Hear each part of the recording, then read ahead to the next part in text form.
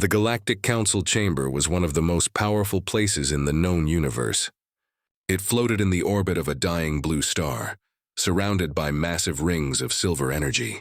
Inside, hundreds of alien species gathered, their voices echoing like thunder. Each race had its seat. Tall insectoids from the Karzan Empire, reptilian lords from the Tassar Dominion, and shining energy beings from the Oran Core. But among all those mighty races, one seat sat empty, the seat marked with a simple word, humanity. No one respected that name anymore. Humanity was gone, or so the galaxy believed. The last message from Earth had been hundreds of years ago, before their homeworld was destroyed in a war they could never win. At least, that's what everyone thought. High Chancellor Verdon of the Karzan Empire slammed his four-fingered hand on the marble table. "Let the record show," he hissed, his voice cold and full of pride, "that the humans were a weak, emotional race. They caused chaos and then perished under their own arrogance." Laughter echoed around the chamber. Deep, cruel laughter. The reptilian Tassar general added, "Indeed, Chancellor. I still remember their cries during the final siege of Earth. Such noise from such fragile creatures. Pathetic." A wave of mocking sounds followed. Some aliens imitated human screams. Others repeated the word pathetic again and again. The Galactic Council had turned the memory of an entire species into a joke, far away from that grand chamber. In the dark edge of the Milky Way, something moved. A ship, black as shadow and silent as the void, drifted through space. No beacon, no signal, only a symbol painted across its hull. A red phoenix rising from ashes. Inside, dim lights flickered. Rows of humans stood around a glowing table, their faces hard, their eyes sharp. Captain Mira Dane stared at the holographic image of the Galactic Council. She had watched their latest meeting, their laughter, transmitted through stolen signals. "Every word, every insult. They mock us again," said Lieutenant Harris, his jaw tight. "They think we're extinct." Mira didn't blink. "Good, let them believe that." The room went silent. The crew understood what she meant. Humanity wasn't gone. It had only gone silent, hiding among the wreckage of forgotten colonies, rebuilding, growing stronger in the shadows. Back in the council chamber, the session continued. The Oran delegate, a glowing being of pure energy, floated above the table. "Perhaps," it hummed, "we should erase their records from the archive. Humanity's history only brings shame to the council." Verdun grinned. "Erase them. Let their memory vanish. They deserve nothing more." But as the motion passed and the council's great archive began deleting human data, the chamber lights flickered for a split second, just a blink. No one noticed the tiny flicker of static on their hollow screens. A fragment of corrupted code slipped into the system, silent, unseen. A few hours later, in the quiet halls of the Galactic Archive, an old maintenance drone beeped in confusion. Its visual sensors detected something strange. A new data file had appeared in the extinct species section. The file had no authorization code, no origin tag. Its title read, "Humanity, the Price of Mockery." The drone opened it. The file played a simple message, an old human voice, male, calm but cold. "You forgot us. But we remember everything." The voice paused, then continued. "The stars belong to all, but you made them a playground for the powerful. You erased us from your history. Now we will write ourselves back, in your blood." Before the drone could process it, the message ended, and the file deleted itself. In the council chamber, alarms suddenly blared. The central holoprojector turned on by itself, showing a burning planet, Earth. From the fire rose a digital phoenix made of red light. It spread its wings across the chamber walls. Every delegate froze. Verdun stood up, eyes wide. "What is this? Who authorized this transmission?" No one answered. The symbol pulsed brighter, and then the same human voice echoed through the entire chamber. "To the Galactic Council, we do not seek peace. We seek justice." The sound faded, leaving the aliens in cold silence. The council guards rushed to the control panels. "No source detected," one shouted. "It came from inside our own system." Verdun's scales turned pale. "Impossible. They're dead. They have to be dead." But deep inside, a fear he hadn't felt in centuries began to crawl into his heart. Far away, aboard the human ship Vigilant Dawn, Captain Mira watched the transmission end.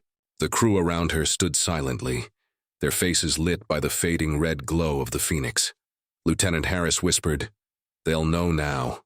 "They were back." Mira smiled, but it wasn't a warm smile. "Good, let them tremble. The age of mockery is over." The stars outside shimmered as the ship's engines roared to life. A fleet of hidden human vessels emerged from the dark. Hundreds of ships that had waited too long for this moment. The humans had returned. And this time, they weren't begging for peace. The Galactic Council, once untouchable, now faced the one thing they never expected, humanity's silence breaking into thunder. And in that silence, the revenge had already begun. The Galactic Council chamber was in chaos. Alarms still echoed through the massive hall as alien guards rushed between control panels and security screens. The red Phoenix, humanity's symbol, had vanished. But the silence it left behind was heavier than any explosion. Delegates whispered nervously. Some shouted for explanations. Others demanded proof that it was a trick, a hoax, or a data glitch. But deep down, none of them believed that. The message had been too precise, too real, too cold. High Chancellor Verdun slammed his hand on the table. "Find out where that signal came from. I want every data line, every relay, every backup core scanned." "Already on it, Chancellor," a security officer hissed. "But there's something strange. The transmission didn't come from outside the system." Verdun's eyes narrowed. "Then where?" The officer swallowed hard. "It came from our own archives. As if someone used our own network to speak to us." A deep, uneasy silence spread through the room. Meanwhile, across the galaxy, in the trade stations and mining worlds of the Outer Rim, rumors began to spread like wildfire. Miners whispered about the return of the extinct race. Pilots told stories of strange ships seen in the dark zones, ships without transponders, moving in perfect silence. A merchant from the Vorn sector claimed that an entire cargo convoy had disappeared, leaving behind only a message burned into the hull of one of the derelict ships. "We remember." At first, the galactic media dismissed it all as lies, stories made by smugglers and pirates. But within days, more reports arrived. Military outposts were being hacked, patrol ships found destroyed, their crews missing. And every time, the same symbol appeared on the wreckage, the red Phoenix. Back aboard the Vigilant Dawn, Captain Mira watched the news streams with cold satisfaction. Her crew gathered around her, their faces illuminated by the light of the holoscreens. Lieutenant Harris grinned. "They're panicking. Every network's buzzing with fear." Mira nodded slowly. "Good. Fear spreads faster than bullets." Across the table, an old man, Admiral Rowan, one of the last surviving commanders from the fall of Earth, leaned forward. His eyes were filled with both pain and purpose. "For centuries they mocked us," he said quietly. "They erased our names from history. Now they will remember every name they deleted." He pressed a button on the table, activating a holographic map of the galaxy. Red lights appeared across it. "Human infiltration points. Phase 1 is complete," Mira reported. "The signal has reached all Council worlds. Every citizen now knows humanity is back." Admiral Rowan's voice turned hard. "Phase 2 begins now. Strike only where it hurts. Their pride, their control, their false peace." The crew nodded.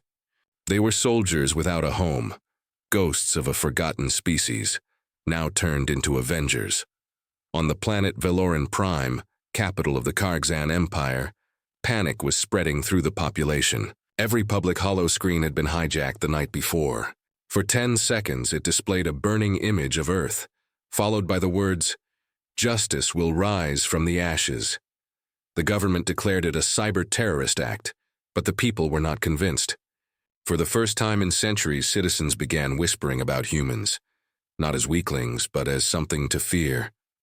The Empire sent fleets to patrol the outer sectors, hunting for any sign of human life. None returned. In the council chamber, an emergency meeting was called. Delegates arrived in silence, their usual arrogance replaced by unease. "This cannot continue," said the Oran delegate, its light dimmer than usual. "If humans truly survived, they must be found and destroyed before they destabilize the council," Verdun hissed. "Destroyed? They're already dead. This is nothing but psychological warfare." But a new voice interrupted. Admiral Koresh of the Galactic Security Fleet. With respect, Chancellor, something is happening. 3 of our deep space listening posts have gone dark, and 2 patrol ships near the Perseus Arm vanished. The holo display flickered on, showing the wreckage of a Council warship drifting in space, its hull marked with that haunting red phoenix. The room fell silent. Verdun's scales rippled nervously. How is this possible? Koresh replied in a low voice. Whoever they are, Chancellor, they know our systems better than we do. Far beyond the reach of the Council's sensors, in the shadow of a dying sun, the Vigilant Dawn met with other human ships, dozens of them. Each ship carried survivors from different lost colonies: Mars, Titan, New Eden, Vega Prime. They had all come together under one purpose: vengeance and survival. Mira stood on the command deck as the fleet floated before her, silent and proud. For centuries they laughed at us, she said through the calm. Now we will show them what humans can become when pushed to extinction. The crews across the fleet responded in unison, their voices echoing through the stars. For Earth. The fleet engines roared to life, forming a glowing formation shaped like a phoenix rising from the ashes. Humanity, once forgotten, was now the most feared shadow in the galaxy. Back at the Council, Verdun couldn't sleep. The same phrase repeated in his mind. We remember. He looked out at the stars from his chamber window. Once they seemed beautiful, a symbol of power and control. Now they felt cold and hostile, as if something in the darkness was watching him. Suddenly, his console beeped. A private transmission, no origin detected. He hesitated, then opened it. The screen turned black. A single human face appeared, pale, calm, with eyes like steel. You called us extinct, the voice said. You turned our pain into laughter. Now, Chancellor, we will turn your laughter into silence. The screen went dark. Verdun's claws trembled. He finally understood what the message meant. Humanity wasn't just back. They were coming. The stars over the galactic core looked peaceful, bright, endless, calm. But that peace was a lie. For the first time in centuries, the Galactic Council faced an enemy they couldn't see, couldn't predict, and couldn't understand. The name humanity had become a whisper, half rumor, half fear, spreading through every world and every species. On the edge of Council territory, a cargo fleet belonging to the Tassar Dominion prepared to jump into hyperspace. The commander, a proud reptilian captain, hissed at his crew, double-checked the scanners. I don't trust these rumors. Humans are long dead. His second officer nodded nervously. Yes, Captain. But the patrol ships that vanished last week— Silence, the captain snapped. This is nonsense. No dead species can hack warships. But before his sentence finished, the lights flickered. The engines whined. Every control screen flashed red. Warning. System breach detected. The AI shouted. The crew panicked. Their weapons didn't respond. Their shields shut down. And their ship began to drift helplessly in space. Then, on the main screen, a symbol appeared. A glowing red phoenix, wings burning with static. A calm human voice echoed through every speaker. We told you to remember. A flash of light followed. The entire fleet vanished into fire. News spread across the galaxy like wildfire. 20 ships destroyed in under a minute. No survivors. No traces. The Galactic Council tried to hide the truth, but it was useless. Every major communication network had been hacked. The same message appeared on every planet. The silent war has begun. People panicked. Markets crashed. Armies mobilized. But still, no one could find where the humans were hiding. Inside the massive war room of the Galactic Council, High Chancellor Verdun stood before a holographic map filled with red blinking marks. These are the attacks in just 1 week, shouted Admiral Koresh. Communications, energy grids, transport fleets all hit simultaneously. Whoever they are, they know our systems better than we do. The Oran delegate's glowing form flickered nervously. They must have spies among us. No one outside the Council could access these codes. Verdun's claws clenched. You think humans have spies here? Impossible. They are primitives. They can't— He stopped mid-sentence as the holo display glitched again. For a brief moment, the red phoenix appeared right on the map, in the very heart of the Council's core systems. Everyone froze. The Council's central AI spoke, its voice trembling for the first time in history. Warning: unauthorized access detected. Inside the council chamber, Veridan's blood ran cold. Deep beneath the council tower, in the dark halls of the data vaults, a hidden figure moved like a shadow. It wasn't alien. It was human.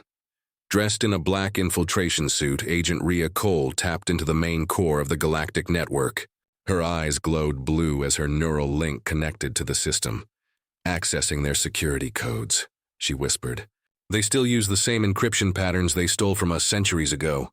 Her partner's voice crackled in her ear. "Copy that, Rhea. Uploading the virus now." Rhea smiled faintly.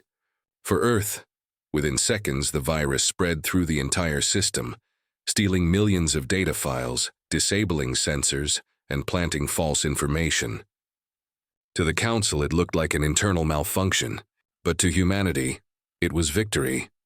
Back aboard the Vigilant Dawn, Captain Mira received the transmission.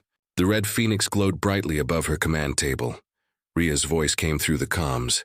"Phase 2 complete. The Council's blind now. They can't track us or see half their fleet movements."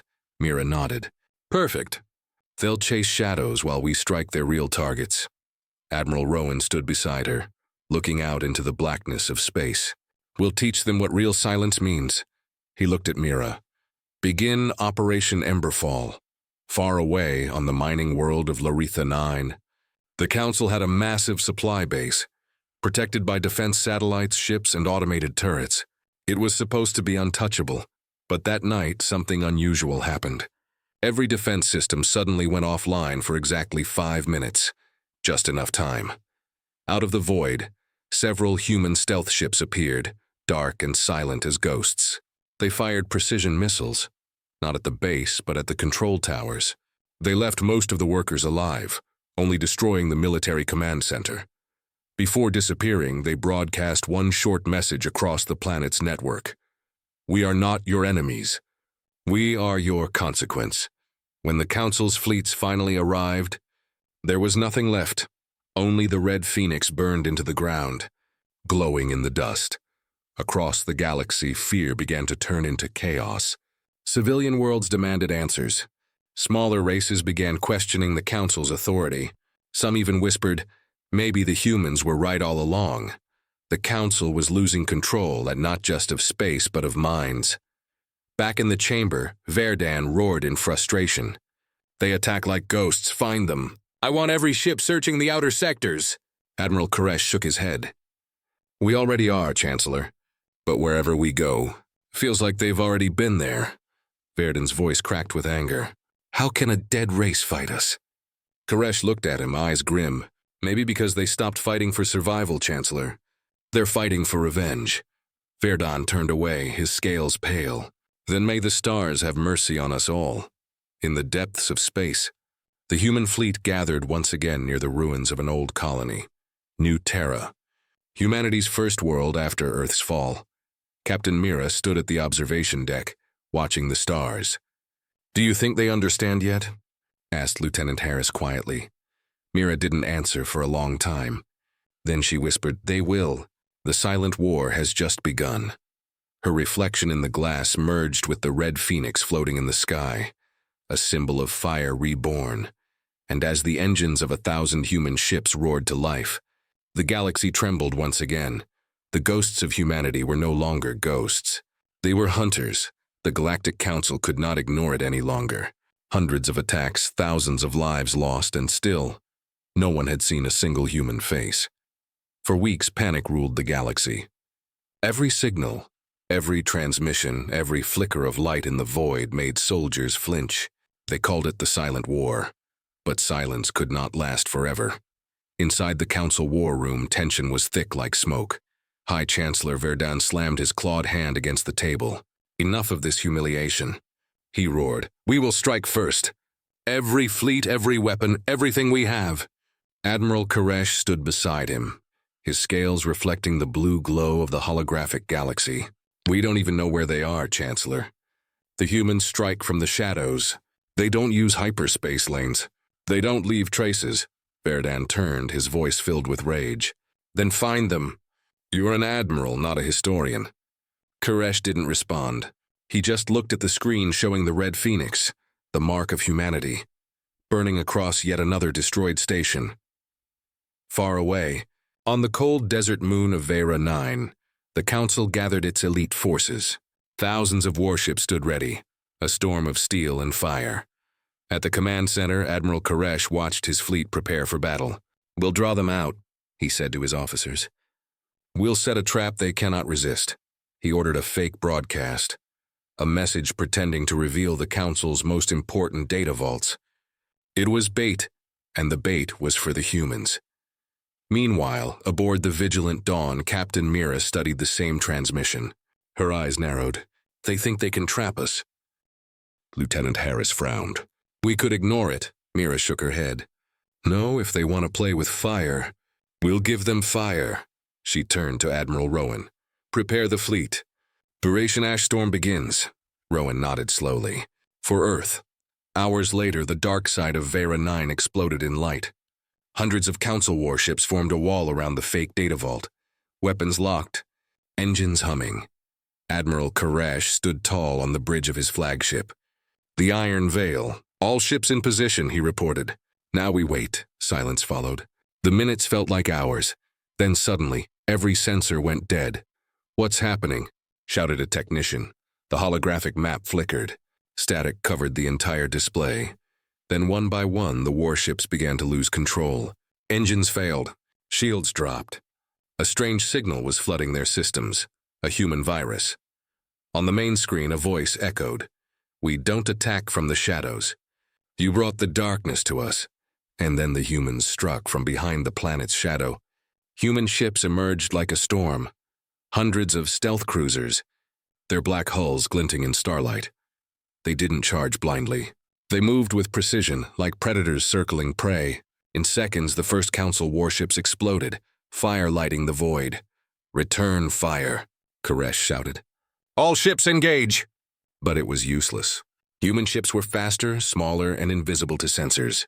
Every time a Council ship fired, the target was already gone. Koresh gritted his teeth. How do they move like this?" His officer shouted, "They're using quantum displacement drives, technology we've never seen before." Koresh's eyes widened. "That's impossible." "Those engines were only theoretical." The officer turned pale. "Maybe for us, Admiral, but not for them." Aboard the Vigilant Dawn, Captain Mira's voice was calm. "They're trying to hold position. Don't let them regroup. Strike fast, vanish faster." Her ship cut through the battlefield like a blade of light. Every torpedo she launched hit its target. Every maneuver was perfect. Lieutenant Harris smirked. "They called us primitive once," Mira replied softly. "Now they'll call us gods." Back on the Iron Veil, Koresh watched helplessly as his fleet burned. Half his ships were gone, the rest barely holding formation. Suddenly, the communications console beeped. An incoming transmission. It wasn't from his own fleet. It was from the humans. Koresh hesitated, then opened the channel. A hologram appeared, Captain Mira, her face calm, her uniform dark and sharp. "Admiral Koresh," she said quietly. "You once commanded the siege of Earth. I remember your voice." Koresh froze. You were there?" "I was a child," Mira said. "I watched the skies burn. I remember the laughter of your fleets." Her eyes turned cold. "This is justice." Before Koresh could respond, the hologram faded. Outside his window, dozens of human missiles streaked toward his ship. The Iron Veil disappeared in fire. When the battle ended, silence filled the void once again. The Council's invincible fleet was gone. Only wreckage remained, floating in the cold of space. The Vigilant Dawn and its allies moved silently through the debris, scanning for survivors. Mira gave a single order: transmit the message. Every Council communication network flickered. The Red Phoenix appeared again, larger than before. "You called us savages. You erased our name. Now the galaxy will remember who we are." The transmission ended. The image burned into the minds of every being across the stars. Back in the Council chamber, Verdun watched the report in silence. His claws shook as he read the numbers. An entire fleet destroyed in less than 20 minutes. This can't be real," he whispered. "No race could have done this." The Oran delegate's light dimmed. "And yet, They did. Verdun turned to the chamber window, staring into the endless dark. For the first time, the great leader of the Galactic Council felt something he had never felt before. Fear. In the far reaches of space, the human fleet gathered once again. Admiral Rowan stood before his soldiers. Today, the galaxy learned the truth. Humanity is no longer prey. Captain Mira raised her hand. We've only just begun. The stars shimmered above them, as if bowing to the return of an ancient power. The silent war was over. The revenge war had begun. The galaxy was burning. For the first time in living memory, the Galactic Council, once powerful, untouchable and feared, was losing control.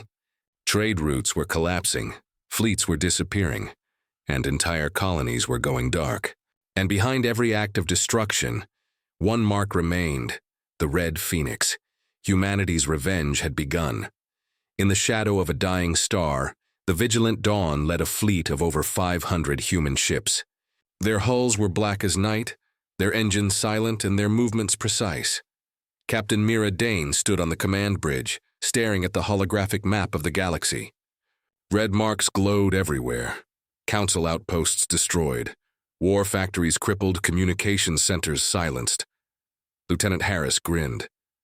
We've taken out another fleet in the Vorn sector. No survivors. Mira's eyes didn't move. And the civilian casualties? Minimal, Harris said. Just like you ordered, Mira nodded. Good. We strike their armies, not their people. Let the galaxy see the difference between justice and cruelty. Admiral Rowan walked beside her, hands behind his back. You think they'll see it that way? Mira's tone hardened. They will, once their rulers are gone. Far away, inside the glittering spires of the galactic capital, panic had turned into chaos. The council chamber, once a symbol of peace, now looked like a fortress under siege. High Chancellor Verdun stood at the center table, his scales pale. We are losing control of half the sectors. Our fleets are destroyed, our colonies silent.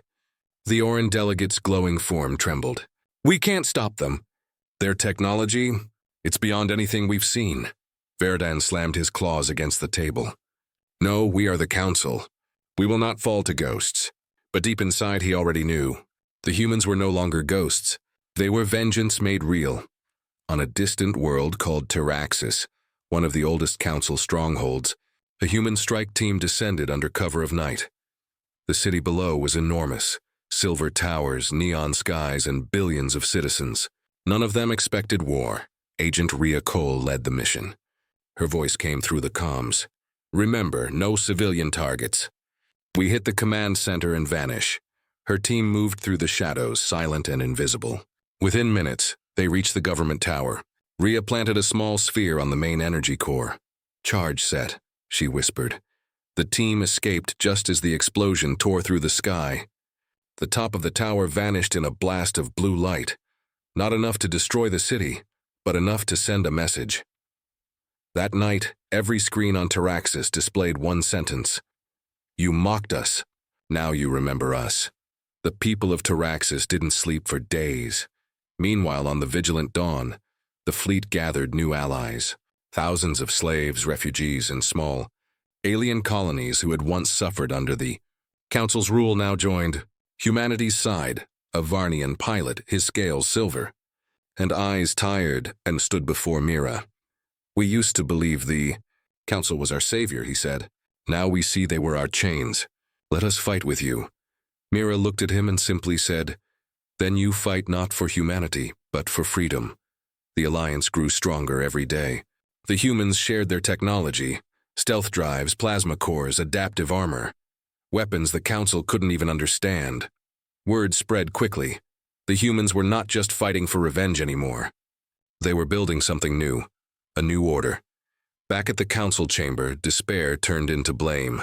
Delegates shouted at each other across the room. This is your fault, screamed one. Your fleets were too weak. Another roared. You refused to negotiate when we had the chance. Verdun tried to calm them. Enough. We can still win this war if we unite. But before he could finish, the chamber lights flickered. The holoscreens went black. Then in front of every delegate, the Red Phoenix appeared, burning brighter than ever. A human voice spoke, calm and cold. "You taught the galaxy that mercy is weakness. Now you will learn that memory is power." The chamber fell silent. The message ended.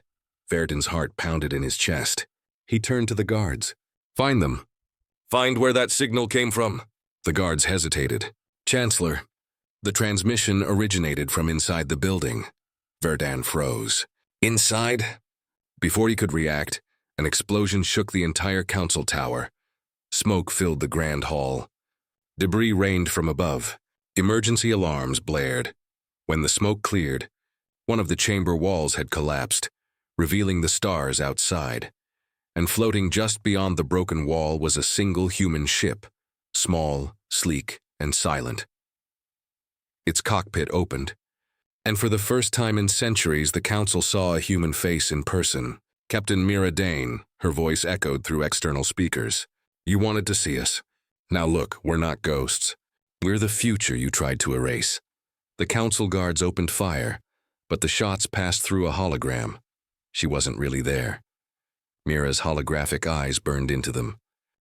"Your council dies tonight, but your people, they will live free." Then the projection vanished. Hours later, when the fires stopped and the wounded were carried away, Verdon stood alone in the broken hall. He stared at the red phoenix burned into the shattered floor. The humans could destroy everything, yet they had chosen not to wipe out the entire planet. It wasn't just vengeance anymore. It was a warning. The Chancellor whispered to himself, "They could end us, but they want us to see them rise." For the first time, he understood. The humans weren't fighting to win. They were fighting to make the galaxy remember. Across the stars, the human fleet gathered once more. The phoenix symbol blazed across every hull. Admiral Rowan stood beside Mira. "We've done it. The Council's broken. The galaxy's turning against them." Mira's gaze was hard. "Not yet. There's one more battle. The heart of their empire. The core worlds." Rowan nodded. "Then the war truly begins." As the fleet engines roared to life, Mira whispered to herself, "For Earth, for every voice they silenced." And with that, the human fleet moved into the darkness, a storm of light preparing to erase centuries of arrogance. The revenge war had only just begun. Galaxy had gone silent, the proud banners of the Galactic Council no longer flew over its worlds. Their fleets, once shining symbols of control, now drifted as broken metal across empty space. World after world fell, not to conquest but to awakening. People refused to obey their old masters. The age of fear was ending, and far above the dying stars, the human fleet prepared for its final strike. Inside the vigilant dawn, Captain Mira Dane stood before a giant map. The core worlds glowed red at the center. Admiral Rowan entered quietly. "Our scouts report the last council fleet is gathering there. It's their final defense." Mira didn't look up. "Good, then that's where we end it." Rowan hesitated. "Are you ready for that, Mira?" "Ending it means no turning back." Her eyes hardened. "They ended our world centuries ago. I've waited my whole life for this moment." The core worlds, a cluster of glittering planets surrounding the Council's home system, were heavily shielded. Energy fields covered their skies, and massive defense stations orbited them like silent guardians. As the human fleet arrived, the stars themselves seemed to tremble. Thousands of ships appeared in perfect formation, their dark hulls reflecting faint blue light. A calm voice echoed across the command decks. "This is Operation Dawnfire. All wings in position. Remember, we fight for justice, not destruction." The battle began. The first wave of human ships hit the defense grid with surgical precision. Drones darted through the shields, planting plasma charges. Cruisers unleashed ion storms that blinded enemy radars. The Council fleet tried to respond, but their coordination was gone. Their admirals no longer trusted one another. Some even surrendered without a fight. From her command chair, Mira watched explosions bloom across the void like red suns. Each one brought them closer to the Council's homeworld, Ilarion Prime. On Ilarion, the once mighty Council Hall was in chaos. Chancellor Verdon shouted into a broken communicator, "Activate the planetary shields. Call every ship we have left." A trembling officer replied, "Sir, the lower levels are rebelling." The workers are turning against us. What? Verdan hissed. Our own people? Yes, Chancellor. They're chanting the same words seen across every captured system. He paused, his voice shaking. Remember Earth, Verdan froze. His claws tightened around the table. No, they can't. But they could. The memory of humanity's suffering, the truth of what the Council had done centuries ago, had spread like wildfire through the stars. Billions now knew. The vigilant dawn entered Ilarian's orbit. Mira stood at the window, watching the golden planet below. It's beautiful, she said softly. Hard to believe this is where they signed our extinction. Rowan nodded. You don't have to go down there yourself. She looked at him with a faint smile. I do. Someone has to look them in the eyes. Moments later, a small shuttle descended through the smoke-filled skies of Ilarian. Crowds filled the streets, angry, confused, frightened. Above them, giant holograms of the Red Phoenix burned across the towers. The shuttle landed on the steps of the council hall. Mira stepped out, surrounded by her guard. Her black armor gleamed under the orange sky. Inside, the once grand chamber lay in ruins. Broken lights flickered over shattered glass and fallen banners. And at the center stood Chancellor Verdan, his eyes dark with guilt and fury. He spoke first. So, humanity returns at last. To destroy what's left of civilization? Mira's voice was calm. Civilization? You called it peace when it was slavery. You called it unity when it was silence, Verdan hissed. You don't understand. Without the Council, the galaxy will burn. You'll cause chaos. Mira took a slow step forward. You already caused it. We just gave the truth a voice. The Chancellor's composure broke. You wanted revenge. Don't pretend it's justice. She stopped in front of him, their faces inches apart. Maybe it started as revenge, she said quietly. But it became something else. She handed him a small metallic cube. The Chancellor looked at it, confused. What is this? Mira's expression softened. A record of your crimes. The camps, the purges, the lies. We're not here to erase you, Verdan. We're here to make sure the galaxy never forgets you. Before Verdan could speak again, the building shook. Outside, the sound of engines filled the air. The human fleet had surrounded the capital. The Chancellor looked out through the broken wall. Hundreds of ships hovered above the planet, their lights reflecting in his eyes like stars. He whispered, You've already won, Mira replied. No, humanity has finally been remembered. In orbit, Admiral Rowan received a transmission. Sir, the Council has surrendered. Galarian is ours, he exhaled slowly. Tell the fleet to stand down. The war is over. Cheers erupted across the command decks. Soldiers embraced. Pilots cried. After centuries of silence, humanity had reclaimed its voice. Later that night, Mira stood alone on the council balcony. The stars looked peaceful again, free from the smoke of battle. Rowan joined her. It's done. The galaxy is watching. What will we do now? Mira smiled faintly. We rebuild, not as conquerors, as equals. Rowan looked out at the stars. And the council? They'll stand trial. Every one of them. We don't become what they were. He nodded. You think they'll ever forgive us? She shook her head. We don't need forgiveness. Just understanding. Far away in the quiet of deep space, countless worlds began to rise again. On every planet, beings whispered stories of the humans. How they were mocked, destroyed, forgotten. And how they returned, not as monsters, not as saviors, but as a reminder that even in the darkest corners of the galaxy, memory never dies.